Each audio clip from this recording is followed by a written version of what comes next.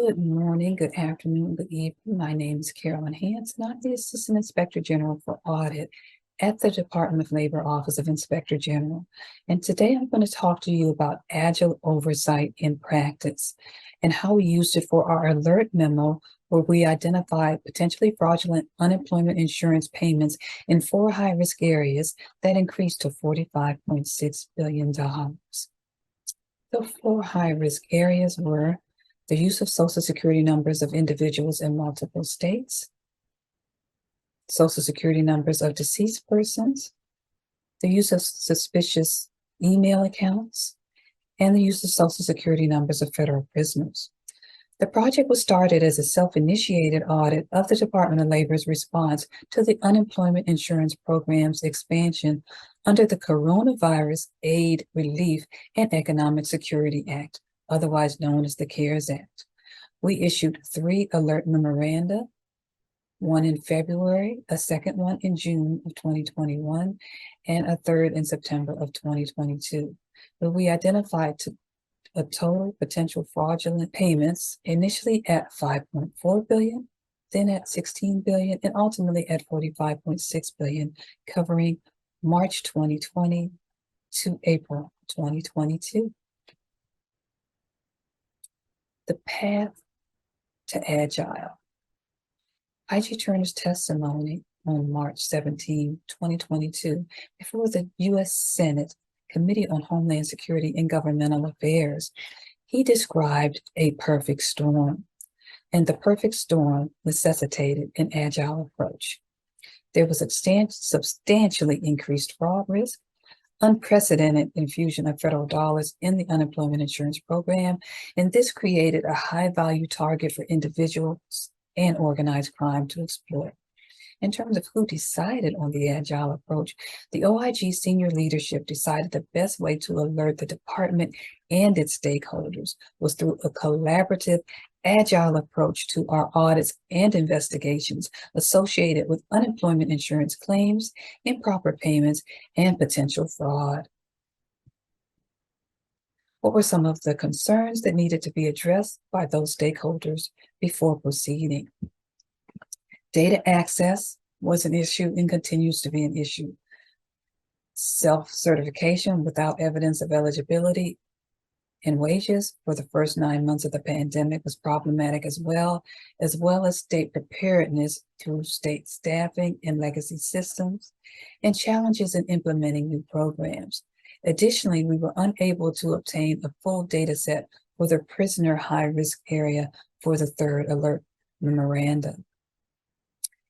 In terms of new processes and structure, this particular project involved collaboration between Office of Audit and Office of Investigations, especially from our data analytics perspective, and also our Office of the Chief Technology Officer and Office of Legal Services. In terms of our scope and methodology, this project was not traditional at all. The first 2 alert memos were completed using subpoenaed data from the state workforce agencies, which had minimal requirements for format and structure. As a result, the data processing steps utilized more time. With the new subpoenaed data, we collaborated with the Office of Audit Business Intelligence Unit to analyze final totals for the high-risk areas. The Business Intelligence Unit team helped us outline the memo, present the updated data, and ensure the totals were accurate.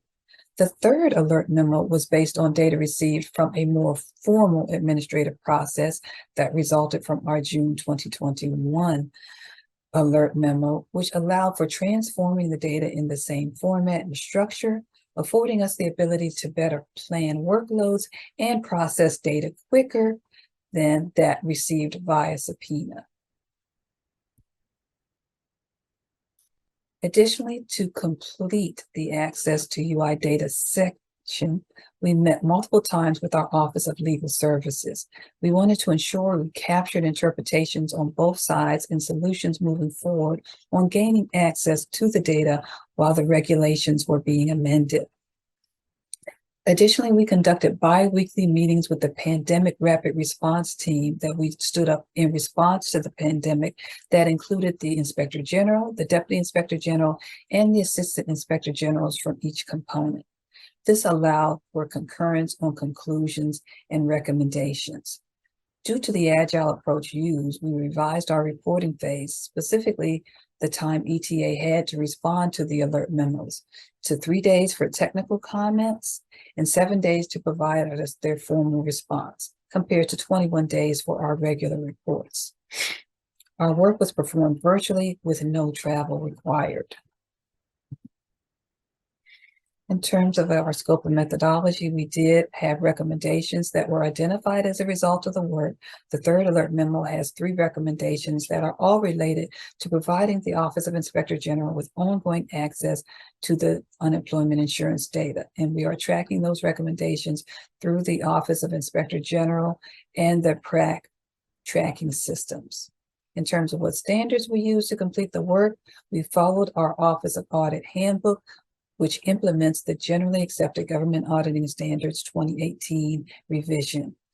In terms of how long the project took to complete, the audit period started from March 27, 2020, and the potential fraud of $45.6 billion covers the 2-year period, March 2020 to April 2022. In terms of best practices and lessons learned, collaborating with internal audit teams and stakeholders throughout the project allowed the Agile team to arrive to results and recommendations quicker. We had constant communication with Department of Labor during the reporting phase. Because of the Agile approach, we had to notify DOL that their response to the draft and final reports would be different compared to other projects. We needed to ensure we properly communicated how the reporting process would move forward. This was a learning curve for both the OIG and the department. Utilizing data analytics throughout the audit cycle was incredibly helpful as well. In terms of project impacts, the department agreed to amend federal regulations that prohibit the OIG's ability to access state workforce agency unemployment insurance data. We uncovered $45.6 billion in potential fraud, one of the largest amounts uncovered in the history of the department. It created transparent and relevant results for stakeholders, including Congress and the American taxpayers, regarding fraud occurring in the federal government, helped to establish controls that will mitigate fraud occurring when the next natural disaster or pandemic occurs, and the execution of the projects were within 4.5 months each rather than the normal 12 months. In terms of any questions you may have related to this product, please reach out to my audit director, Mike Krosheva, my audit manager, Lawrence Ali, or the Business Intelligence Unit Director, Fu Nguyen. Thank you.